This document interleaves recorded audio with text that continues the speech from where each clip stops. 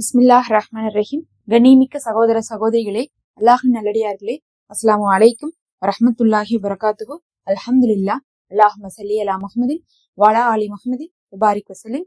இன்னைக்கு நம்ம பாத்தீங்கன்னா சிறப்புக்குரிய இந்த பராத்துடைய நாள்ல இந்த ஒரு சூறாவை ஓதிக்கோங்க. சாபான் 15 நம்ம கடந்து கொண்டிருக்கிறோம்.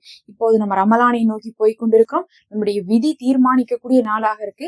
இந்த ஒரு சூறா அல்லாஹுடைய உதவியும் வெற்றியும் உங்களுக்கு கொடுக்கும். இதை ஓதும் போதே ரமலான் வருவதற்குள்ள உங்களுடைய ஹாஜத்துகள் ஏதாவது நிறைவேறணும் இருந்தா அந்த ஹாஜத்துகளை நியத் வைத்து ஓதிக்கொள்ளுங்க.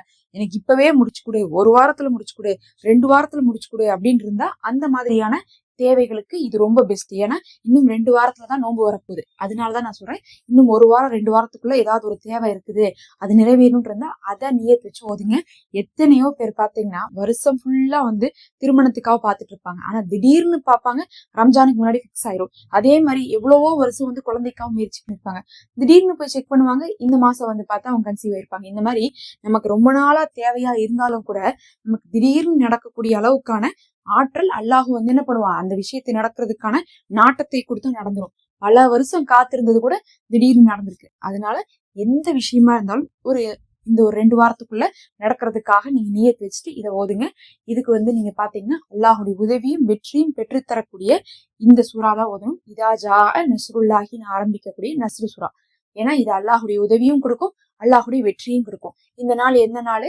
இது தீர்மானிக்கக்கூடிய நாள். விதி உங்களுக்கு தீர்மானிக்கப்படக்கூடிய நேரத்துல அல்லாஹுடைய உதவியும் வெற்றியும் நீங்க கேட்கும் போது அல்லாஹுடைய விதியில என்ன பண்ணுவான், உனக்கு இது இல்லவே இல்லைன்னு எழுதியிருந்தேன், இல்ல இதுக்கு நீ கஷ்டப்படுவேன்னு எழுதியிருந்தேன், இது இப்போதைக்கு சாத்தியம் இல்லைன்னு எழுதியிருந்தேன், ஆனா இந்த வருஷம் உனக்கு என்ன எழுத போறேன், அது உனக்கு சாத்தியமாகும், உனக்கு என்னுடைய உதவியும் வெற்றியும் வரும்னு சொல்லிட்டு அல்லாஹ் என்ன பண்ணுவான், உங்க விதியில சிறந்ததா அதை மாத்தி எழுதிடுவான். பல நாளா நான் தொழிலுக்காக முயற்சி பண்ணனாலும் இந்த வருஷம் அல்லாஹ் நம்ம கொடுப்பாங்கறதுக்காக நம்ம இதை ஓதனோம்னா அல்லாஹும் நம்மளுடைய விதியில இந்த வருஷம் இவங்களுக்கு தொழில் அமையும், நல்லா பார்த்தா கோடீஸ்வரர்களா வருவாங்கன்னு சொல்லிட்டு அல்லாஹ் எழுதிடுவான். அப்ப விதி தீர்மானிக்கப்படக்கூடிய நாளுக்கு இது ரொம்ப சிறப்பு. அதே மாதிரி துவாக்கள் அங்கீகரிக்கப்படுவதற்கும் இது சிறப்பு. ஏன்னா இது அல்லாஹுடைய உதவியும் வெற்றியும் வரும்னு சொன்னோமா, அல்லாஹுடைய நம்ம துவால என்ன கேட்போம், எனக்கு ஒரு விஷயம் தேவையா இருக்கு, அதை நீதான் நடத்தி கொடுக்கணும், அதுக்கு நீதான் உதவி செய்யணும், அதுல நீதான் வெற்றி அளிக்கணும், அதை நீதான் சாத்தியமாகும் நம்ம கேட்போமா.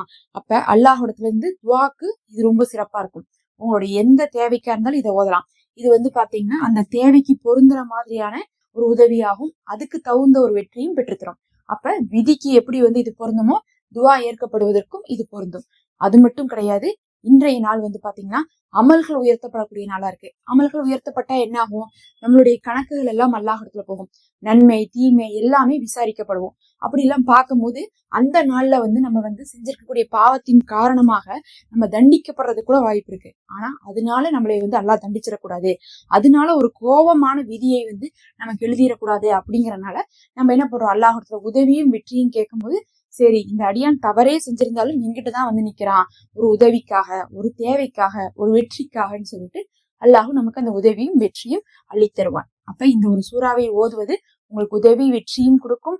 எல்லா விஷயத்திலுமே அது எந்த விஷயத்துக்காக நீங்க ஓதுறீங்களோ அதுக்கான ஒரு பலனை அல்லாஹ் காமிச்சு கொடுப்பான். இதை நீங்க 3 முறை ஓதிக்கொள்ளுங்க. ரொம்ப ஒரு பெரிய சூறாலாம் கிடையாது. 3 முறை ஓதிக்கொள்ளுங்க. 3 முறை ஓதி முடிச்சுட்டு அதுக்கான துவாவை செய்து கொள்ளுங்க. இதுக்காகத்தான் நான் இதை ஓதுறேன்னு சொல்லிட்டு முதல்ல நியத் வச்சு ஓதணும், அதுக்கப்புறம் ஓதி முடிச்சணும். இதுக்காகத்தான் நான் ஓதி இருக்கேன்னு சொல்லிட்டு துவா செஞ்சு கொள்ளுங்க. அல்லாஹ் உன்னுடைய உதவியை கொடு, யா அல்லாஹ் உன்னுடைய வெற்றியை கொடு.